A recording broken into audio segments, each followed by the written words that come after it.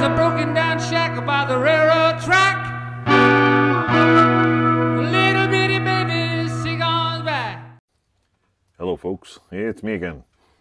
What I got, I have another little tool video. I'm not doing any work videos tonight because I got time. I got 15 minutes. I'm going to bed after this. I'm freaking tired. So, what do I got for you? I got some junk down here. I'll show you. A friend of mine drops by all kinds of stuff, and so I was bringing me stuff. So, what I have here is, wait, what was that? Hold on. What do I have here? I have a, seems to be very old, a Lufkin ruler. It's a Lufkin number 2062 boxwood ruler. Actually, it's got a level built in it. Here's the fun part though. This is cool. This is really cool.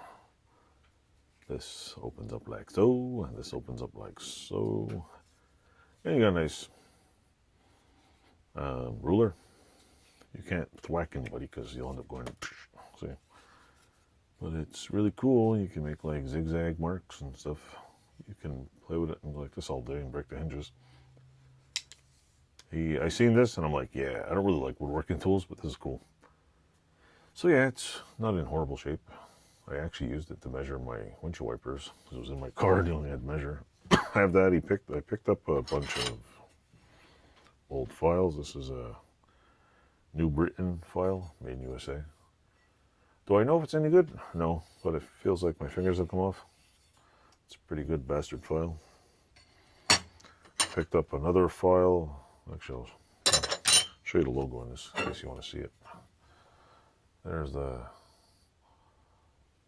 logo on it, so you all can see it. And let's see, this one is a kind of an odd one. Who makes this one? No idea. There's a name on here somewhere, which any of you folks want to pause it and pretend you can read that, be my guest. It's pretty cool though, because it's like this. It's a double, like, I don't know if there's student size on it, but it's a really neat. I'll leave April rust them all, and this one is a something PS Stubbs made in England. I don't know if you can see that. I don't know if that, to me the names don't mean shit, because I don't know who the hell makes what. Pretty sure a lot of these things aren't made anymore. It's a good file. It's not, there's not a lot of many teeth ripped off of it. These ones came with the handle. There's just a standard little file. I don't know what the hell, it's just stuck in there.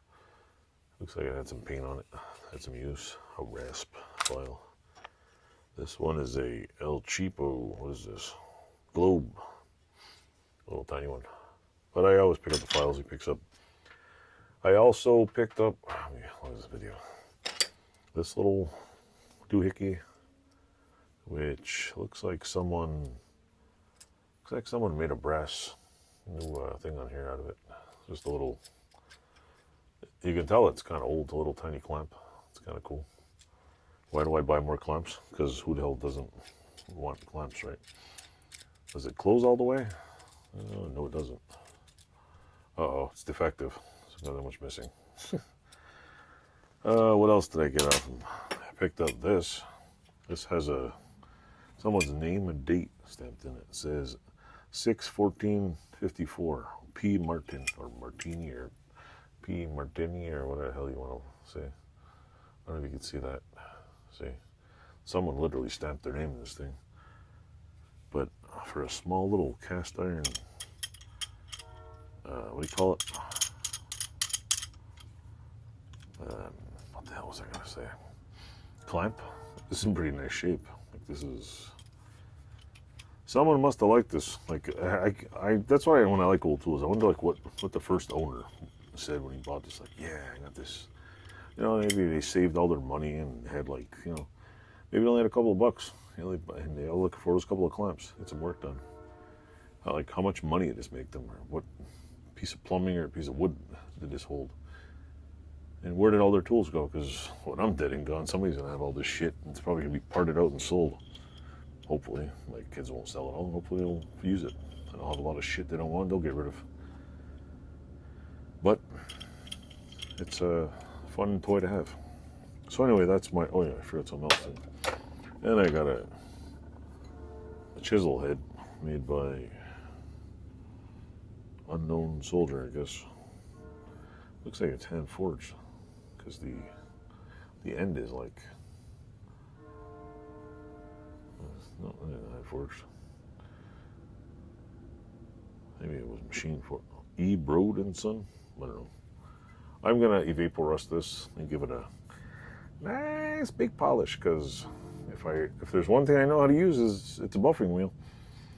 I can get this looking like glass. You should see there's a video on here of me that when I polished the last one, that was crazy looking.